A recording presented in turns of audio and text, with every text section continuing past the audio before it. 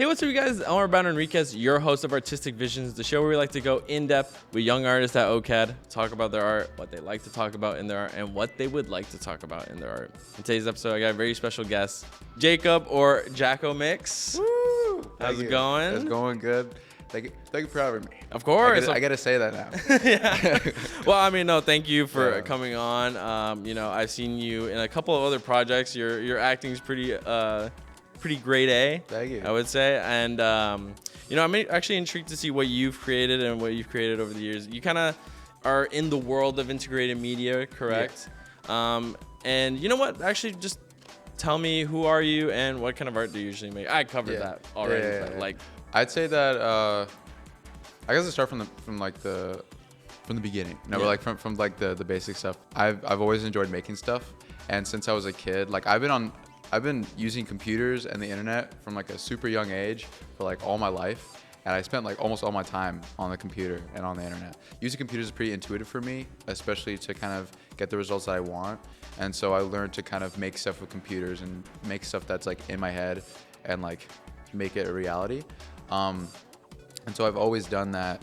And then I've always, enjoyed hanging out with people and like being sociable. So working on stuff like video projects, where it's very collaborative is great. And then working on, I also enjoy music. I think the internet is definitely a big help because the internet covers like so much genres and it's so easy to like listen to music. Mm-hmm. So that's definitely a big aspect. I also do, this is more like side stuff, but like programs or like games, or like web stuff.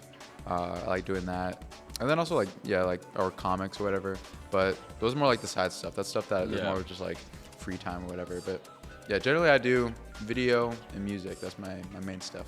Yeah, and you know what? Let's actually just go into the first little video piece that you have. It is, I tried painting and selling modern art. Let's talk about what you did here. You just want to give us a little explanation of what the video is about, and we'll just go into it. So I do YouTube.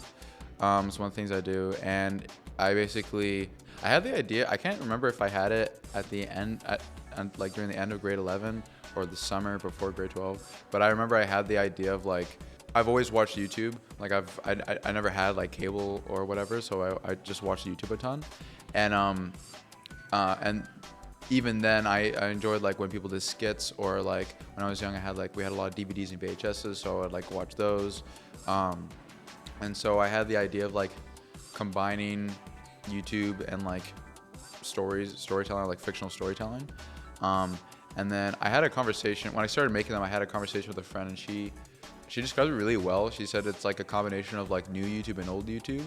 Which is really, it's a really good way to describe it, because new YouTube is very much about like the spectacle. Mm-hmm. It's about like kind of vloggy in a way, where it's like you're seeing people do like challenges or experiments or whatever, and it combines with old YouTube, which is very much like fiction, like skits and whatnot. But yeah, so basically my videos are kind of trying to combine that and like interweave them. And so for this video, I basically thought it was basically like it was just a simple idea, because I know that like modern art for like the average person is like they might go to a gallery and see modern art and they'd be like, I could do that. Yeah. And so I wanted to kind of try that myself. Also because I've never really painted before. If you see the video, you'll see that I was kind of trying. And I sucked. I mean, it's a hard medium, to be fair. Yeah. So, I painted those stuff, and then we set up a pop-up gallery downtown on Queen Street West. Yeah, I actually know where it is, like right next to the Casper shop, and I was like, what? Like, how were you able to set up there? Like, but yeah, that was a great spot. Yeah. Real big hot spot for sure. And so the fictional side of that story, like the real narrative is like, I actually did paint the paintings, and I actually did set up a pop-up gallery, and I actually did try to bid one off. Like I had to do that. So there's gonna be an inherent real narrative, but also the fictional narrative is that my character for the previous episode is like upset, and so my friend Taven helps me by taking me to the museum, but I'm just being like a party pooper, and I'm saying that all the modern art is crap. So Taven is like, I brought you out here, and you know what? I like to see you try. And so they start up a bet, and Taven like as a joke. Like I actually didn't tell him to say this, but he himself was like, if you sell something, I'll eat my sock. Yeah. And so wow, so that just like yeah, he became into it was the like narrative. improv. He just Wow. said that. Yeah. And so then and so yes, throughout the video, you kind of see Jacob and Taven kind of banter alongside each other, and then at the end, Jacob sells a painting and Taven freaks out, which is great, because I think that's a great example of how the format is not just like cool because like, oh, it's different compared to other channels. It like lets you get away with a lot of really cool stuff. I feel like if you had just like a typical YouTube channel where they did that, like even if it is entertaining, I don't think you'd have much of an excuse to have someone at the end like freak out and scream and like destroy the paintings, unless like you kind of just seem like you're attention seeking, or there's like a justified reason in the video, and the story, the fictional side of the story gets to justify a lot of stuff. So that's like one thing I really like about the format. Yeah, no, I think that's like an amazing thing to play with right now. Especially, I think in general entertainment, I've been seeing a lot more of like the blurring of lines between reality and like fiction, but like especially on YouTube. But when you were doing it, I think it was so interesting because there are times where it's like I can tell that the way this is being filmed is a skit, but then there are moments that just like interrupt the story. I'm also thinking about, this isn't this video, but there's another video you made, the biking in a marathon, and that one's really interesting because for the audience, my friend you're good. My friend Taven did a bike marathon and he didn't know how to ride a bike. Which was insane because it's like you're seeing like those first steps to it, but then there's like real moments of him hurting himself trying to ride. Also, like the bike basically breaking down. That was crazy. like there's like things you can't plan. But it like works within the story. The one part in the video where the tire pops.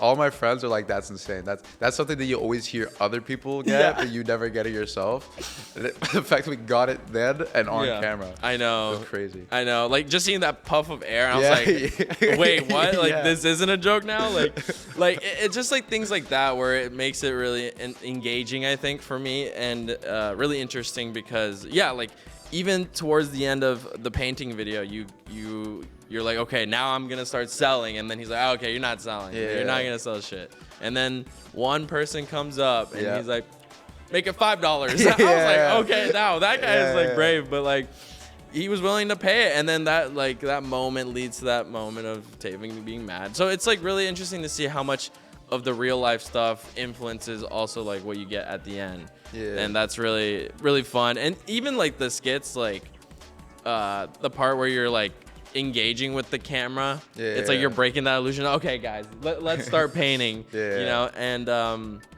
it's just really cool to see how it like all flows together like in the video, and it's just so digestible. Like in terms of like the YouTube scape now, I would say like there's so many like videos that are just filler and stuff, and this one's just like not straight to the point, but like it's a journey to get there, but it's a fun journey. Like there's so much that happens in it, and it's really fun to see. And just even like you interacting with a bunch of people just walking by and like talking about art, and even starting to have a conversation about art, which was insane. I had to cut down a lot of that, but like there were some people who were like, there was a full-on conversation about like art and mediums, and like some people, there was one dude, I think it was the dude during the montage where he's like, talk about art, and he's like, it's one where he's like, you know what, that's starting to grow on me. That guy. That was like a really long discussion, and he was actually kind of like, I think he could kind of not see what I was doing throughout the whole thing, but he was like, he was like, I had one piece where it was just a blank canvas. And so he was like critiquing that and actually challenging me, and so it was like, it was pretty interesting. Like it's pretty interesting how like talking with the public, like I feel like everyone's so reserved and they're just kind of like doing their own thing. And so when you have like a full-on conversation with someone, like a stranger, especially because like I feel like some people's idea of like not some people's idea of social stuff, but like there's the worry of like not having anything to talk about. And so the fact that you could talk with a stranger and like have a conversation, you literally never met them in your life. It's like, it's pretty crazy. Like it's quite the contrast to what you kind of typically believe about like the world around you. Cool stuff going on there.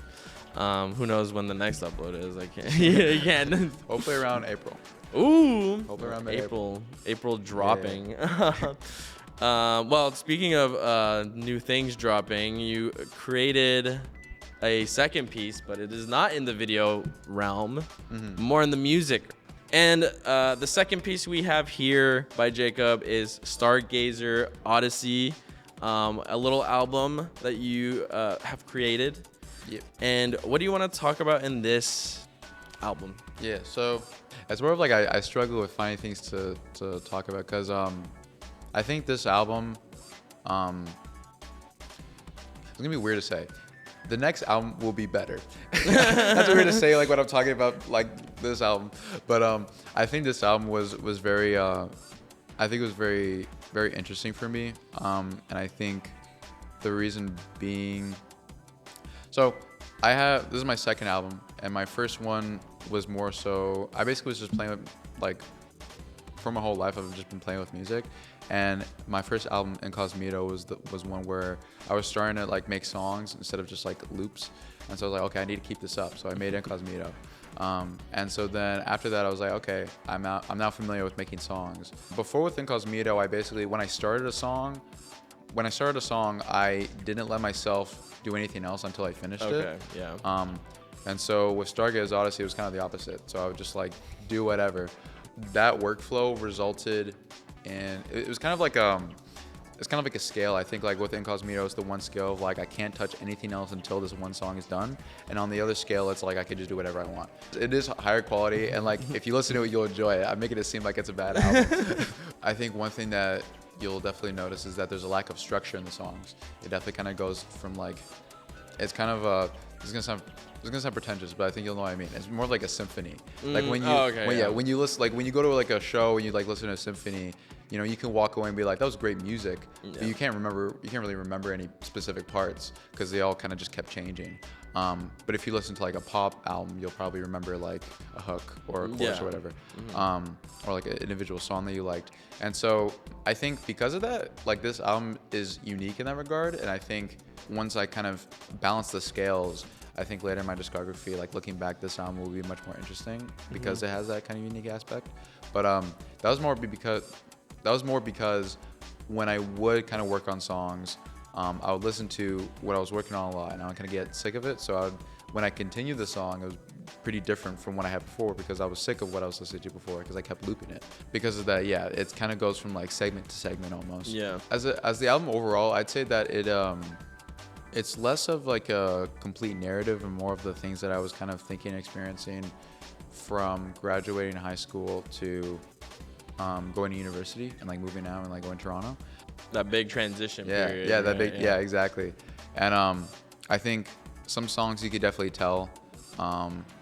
Some songs are kind of also like hard to talk about because I find that like growing up, because as I grew up, I always recorded like a bunch of like videos as a kid or whatever, or like podcasts. I was doing podcasts in like 2014. I was the pioneer. OG. I was the pioneer. But like I found that I was a lot more honest with the microphone than I was with other people, and so I think with music, that's definitely an element. That's where I started. With Incognito, I didn't know what to write about, so I just made up a really crappy story as I went. There's like plot holes in it, like for days. But in this one, it's more just like how I felt. And so I think, and so at some points I do that well, and at some points I look back and it feels corny, and I kind of cringe at it, and not in like it's just my old work, so I'm cringe. It's more of like, no, I think this is just kind of cringe. Yeah. Yeah, I am kind of pessimistic about this album, but I think it's less that like, oh, it's a bad album, and it's more like this was very valuable, and I think it was very valuable, and I still needed to put a lot of myself in it, and I don't think I realized how much of myself in it I have put in. How much? How much I put myself into it, because when I hear other people talk about it, they mention a lot of like interesting things that I kind of just never really considered. So like it's still worth a listen, guys. Like one thing I noticed is that like I actually noticed this myself. I do play with my voice a lot throughout the whole album. Like the song One Time, the first half is like in falsetto. And that's like the main vocal. Like it's not just like I'm singing and the backing tracks are falsetto. It's like that's the main thing. Yeah. And then other songs I'm like I rap, and then other songs I do sing, and it's other songs I do sing, but I have more of like a weird voice.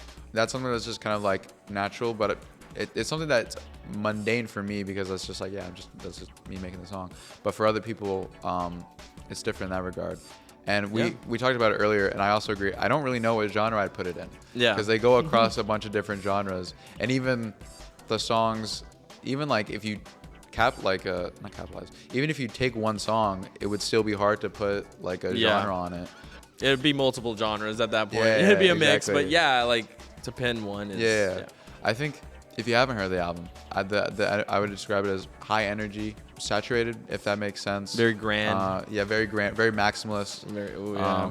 That is something I was proud of making this project, is that the production I wanted to be very like maximalist. Yeah. I that's something I noticed in like some of the songs. It just would start with a melody and it start kind of growing, and it would feel like what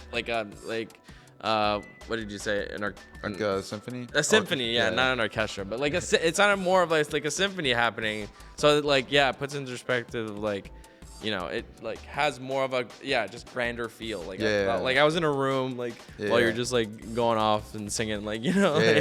So it was really like interesting to hear, because it's just so many like sounds from different genres like really clashing, but also like complementing each other. So it was really, really interesting to like just experience it and just go through those genres.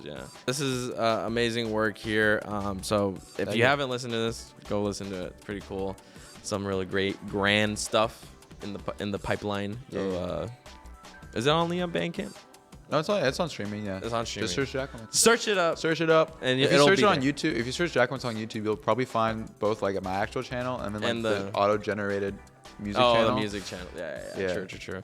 Well, that's sick. That's really cool stuff. Excited to see what you got more of. But we'll stick on these pieces for now. And, you know, your general art, which I want to ask, my second question is, you know, what do you kind of like to talk about within your art? You know, it seems like you have different mediums and you have it for kind of like almost different purposes. But, you know, what about art makes you want to, you know, do it and talk about things? So it's multiple things. I think the one basic thing is making stuff. I've always liked making stuff. I noticed that a lot of my stuff is more, I feel like I haven't found a way to describe it without feeling like I'm playing it down, but it's more on the entertainment side. It's more of like other people can benefit watching, be it like if they just find it enjoyable or if they think it's funny or whatever. I've always enjoyed doing that. I've always enjoyed making my stuff with an audience in mind. I think that's because that's how I would perceive, like that's how I watch videos and that's how I listen to music. The second thing that I like to talk about in my art, I like to incorporate a lot of documentative stuff. So during high school, or during my last year of high school, actually at the end of grade 11, my friend Sean recorded like a few like vlogs, and it was just out of nowhere. Like we used to sit beside each other on the bus, and so I like sat down and he just like had a camera. I was like, okay, I'm just going along with it. And so he would just record throughout the day, and then he would like edit together these like little vlogs. Before I didn't really make videos. Well, I did, but like they were at home or like they were just like animations. Like no one ever really saw them. But my friend Sean, he would make those videos and then like upload them to his Instagram and whatnot. Like I was like, oh, this is awesome, especially because like my other friends are like into it. So for grade 12, I was like, okay, every week we're gonna make a vlog. I half accomplished that. I have all the I have all the footage. Every single week has been there's footage. It was like 39 weeks. Damn. And there's like 30 episodes that are finished, and there was like the 31st one is like almost. I don't know when I'll touch it again. Like it's been used. Yeah, but still on the burner. It's still waiting. Yeah, it's coming out, guys. But that one was really that was really interesting because I think it was like two things. I think it was one, realizing that like this is the last year of high school. Like this would be crazy to like look back on. Yeah. And so I should document this. It was also interesting because It was when I was really learning to make videos, because I would edit them. Before, my friend Sean would edit them and record them, but now it's like mostly me doing most of the editing and whatnot. And so like you mentioned Super Mega previously, this was basically like that, but for high school. And so that was interesting. Like I learned to like the different jokes I can kind of make with editing. That probably stemmed from like when I was young, I would like make YouTube poops. Like YouTube poops were really big. Yeah. Luigi? That's a spaghetti. Spaghetti. All right, I gotta stop. I wonder what's for dinner. Okay. But you know the fingers. That's the goated one. Snooping as usual. Snooping as usual. I see. That clip is so weird to watch because you just hear hear the Pingus. Pingus. Yeah, exactly. Exactly. So yeah, start with YouTube Oops, and I think that like incorporated that, like that led to the kind of fast-paced editing jokes. I think that probably rings true for a lot of YouTubers. Connecting back to like the documentative process, I think because growing up, because I was on my computer, like the reason being was because like we didn't have, like we lived far away and we didn't have the like the financial resources to really like drive back and forth or whatever. So I was basically just like always at home, always on the internet. And so one thing I noticed is like watching different YouTubers like this might not age well, Too Mad. Ooh. Or that's a name to hear. Yeah, or Anthpo, yeah. or Super Mega, and just like other YouTubers where like their life, and like it's one of those things where like you're aware of it, but it still happens where it's like, I know this is edited, I know I'm just seeing a highlight of their life, but like it makes it feel like their life is like goated. Yeah. And so with making the high school vlogs, that was kind of like my way of almost like, I don't know if this sounds deeper than it actually is, or maybe if this is actually true, but like convincing myself that my life is like grand, and that that it's like full of whatever. And recently I actually was like looking back and I was like, yeah, I feel like I achieved that. Like I feel like it seemed like, damn, these times like we're goated. Yeah. Like, I was like, and so I think that like both documenting reality, but also not in terms of deception, but like manipulating reality to kind of not make it seem better than it is, as in terms of like deception. I guess there is deception, but it's less of like for a transaction, like, oh, I'm gonna make it seem my life is good, so you buy my merch, whatever, and more of like to deceive, make it seem like it was more enjoyable than it actually was. Yeah, I mean, like half the YouTubers I feel like now, like after they're like, yeah, it was like I hated doing that. Yeah, video. exactly. I hated doing this. It's like, damn, like those. Yeah, because you watch and they're like, it seems like it's great. Yeah. I think the best example of how editing can like change stuff is the marathon video. So the second half of the bike marathon video is like really good. Oh yeah, because it goes. Does it go back, right? Yeah. Like, yeah. So basically, like watching it, like I noticed when people watch it by the end, it's not just like, oh, that was good. Like they were like, that was really good. Yeah. And it's not just because it was funny. It's because like there's actual like story there. And that video I'm like super proud for editing, because when you think about it, it's basically just Taven on a bike. That's pretty boring. It's a whole bunch of vlogs that Taven was recording when he was training, which is like nice, but it's just kind of just random thoughts of his. Random bits that we recorded before the marathon, so that's like the training stuff or like the cinematic stuff. But those were like, we didn't even do the marathon yet, so we're just recording random stuff. And like that's about it. And then maybe like the beginning and end of the stuff but we already planned that, like me and Taven like having banter and like setting up the plot. What I'm proud of is that I was able to kind of turn it into a kind of, you see the arc, like you see the arc of like Taven. He typically gives up, but he starts to see the marathon as a way to kind of like prove to himself. Then you see the relationship between, because in the beginning Jacob and Taven get an argument, so they're angry at each other, but over time you see that Taven starts to almost get appreciation for Jacob, and Jacob also gets appreciation for Taven. And it's like that whole arc, just with the way that I play with the footage. There was a whole bunch of people involved. Which we could talk about later when it comes to like how OCAD helped me.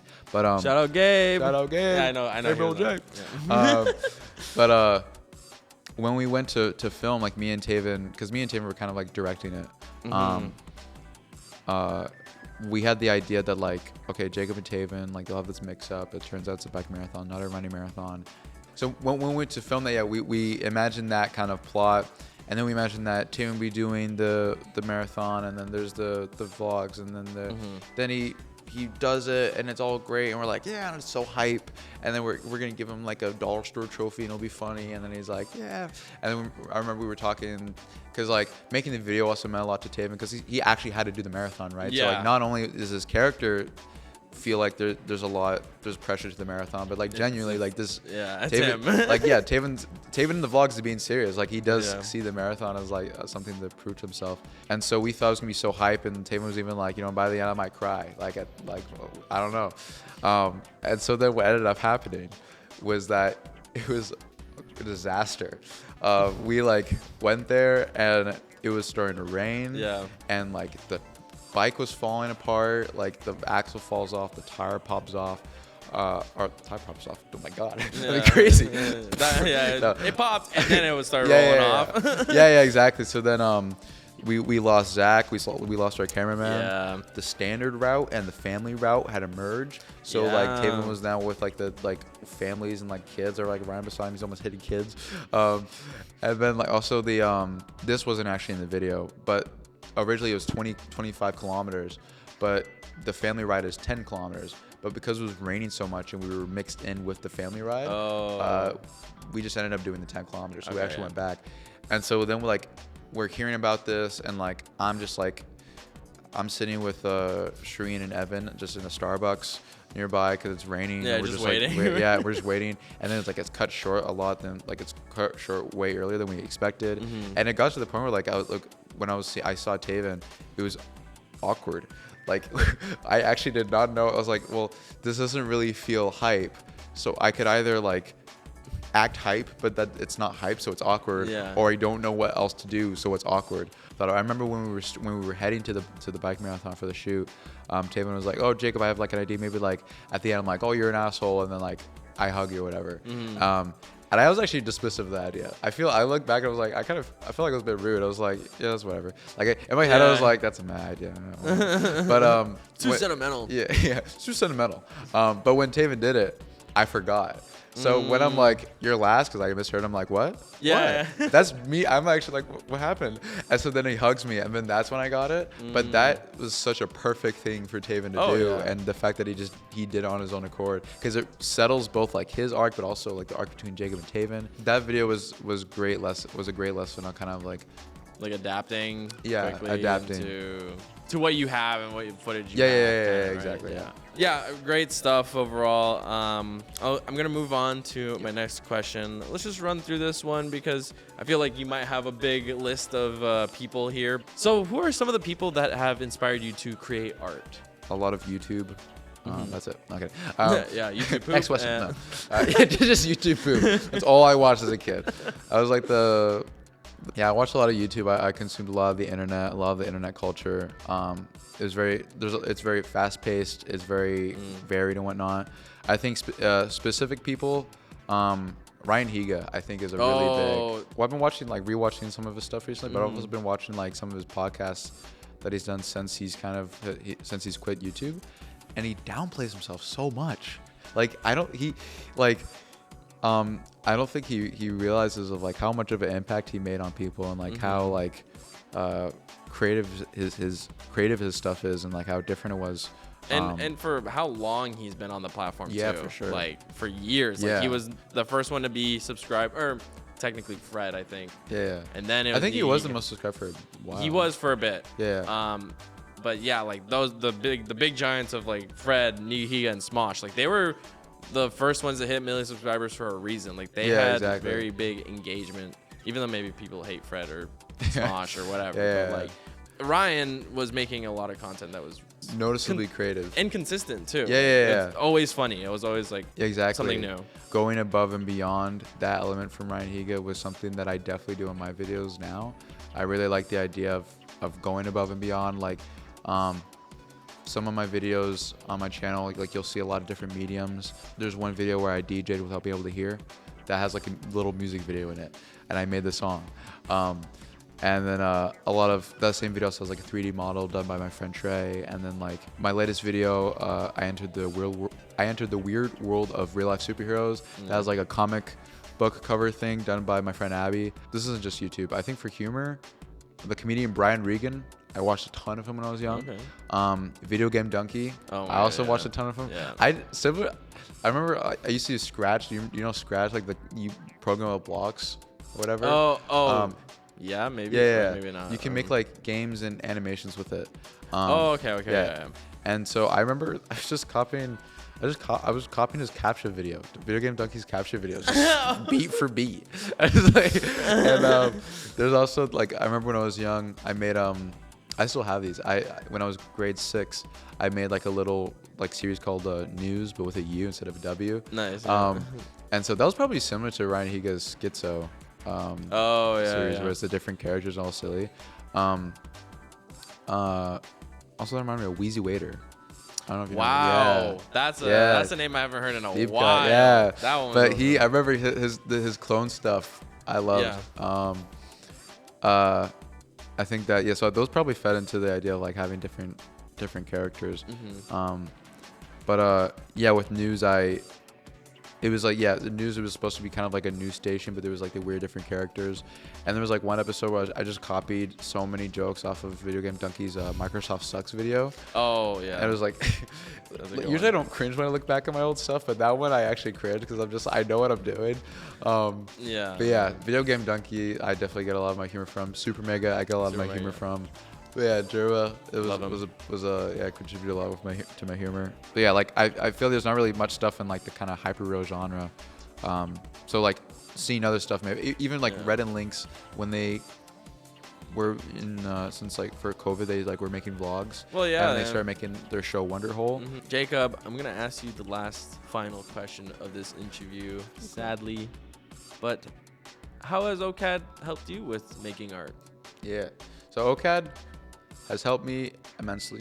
When I graduated high school and I was like applying to different universities, basically OSAP, like the school like social service thing. Yeah. Like I think that if it wasn't for that, I wouldn't even consider the idea of going to school. So I feel like when it comes to like money stuff, I'm not really I don't really have, that's not really like a thing. Yeah. Just for my circumstance, which I am very appreciative of. Thanks, government. Shout out government. Shout out government. This is gonna sound weird, but you'll know what I mean as I keep talking. I feel like a lot of people use art school wrong, but it's not their fault. It is kind of art school's fault. But I feel like there's not a right way, but there's a good way to use it and a bad way to use it. And I think a lot of people, like, especially depending on the program, like if you're doing animation and you're just like, animation's like, your most ideal job in animation is that you sit in a room by yourself on a computer. Like that's your ideal. Without a time crunch. That's your dream job. Is that you're sitting in a room by yourself on a computer. So like if you're going to that and you pay a ton of money, and especially if you're like an international student and you go there and you don't know anyone, and it's kind of like, and I'm not as in like, oh, you're a wuss, but like it's scary. Like it is intimidating. It's intimidating to meet new people. Yeah. And if you're introverted and you're not a social butterfly or whatever, and you're not in any positions where you're going to be interacting with a lot of people, animation, just the school assignments take up so much time, and you don't really feel inclined to make your own side projects. If all that happens, you're gonna walk away from OCAD being like, that was horrible. That was a waste of my time, and that sucked. Fortunate enough that I like to be around people. I like to be very social. And I have my own side projects going on, which I'm very surprised that people aren't doing. And also, I'm fortunate enough that my interests are in the internet, right? Yeah. Everyone uses the internet, and like they're such a great platforms. They want to show you to people. They want you to succeed. Yeah. It's not as random as people think.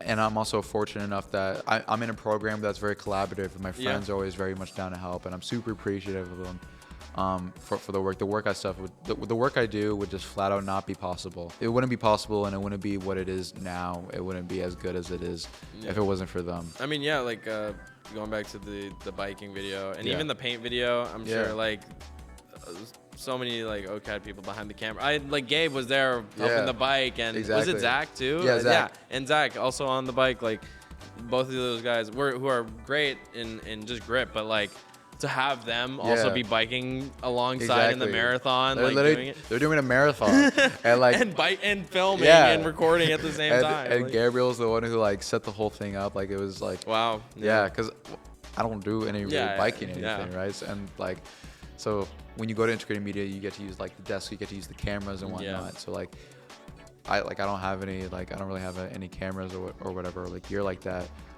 So it's like, it's more of I'm very fortunate that I was able and I did take advantage of the opportunities that you do get, which are meeting people and like being able to use like the literal resources. So like those two things, if you're going to art school, you're thinking of going to art school, like that's where you should like look at, and that's where you should like really focus in on. The world around you is made up by humans, and it's when you realize that you can actually interact with them. Like you don't just have to not fall victim, but you don't just have to like authority is just humans. Not that like who gets authority, guys. Be reckless, but like you don't have to conform, I guess. Yeah, like? you don't necessarily have to conform. Like you are a lot more powerful than you think you are. Well, it's all real. Like I would say is like, and also just like the fact that you found like a really great supportive crew, and like I mean you also have like a bunch of friends that are shout out Taven kills it. It's really good, and you guys have a really good energy. So like just seeing like how that production all comes together and like that final product of it all, it's like really cool to see. Thank you so much, Jacob, for coming on the show. Thank you for having me here. Of course, but before we end off this episode, is there anything you like to plug, promote, or put out there for the world to know? You kind of did already, but second time's a charm. Search Jacomix on YouTube. Search it on whatever streaming service you like. If you watch a video and you check, I have to update the rest of the videos, but I did for the latest one. Check the description and you'll see the channels and links for everyone that has helped me with it. So check those people out too. They're also very talented, and I wouldn't be where I am without them. Next time you're inspired by something, get a paper and write down the thing you're gonna do because of it. So that way it's not just in your head. You actually do something because of it. If you do that, you will thank yourself. Thank you so much for watching this episode of Artistic Visions for the season finale. Woo. Not the finale episode, but season. This is the final season. It's final season, guys. I think you're gonna be interviewing a lot of the people that help with the production as well, right? Yeah, some people. Yeah, it's upcoming is Shireen. I have Shamas as well. And Cleo.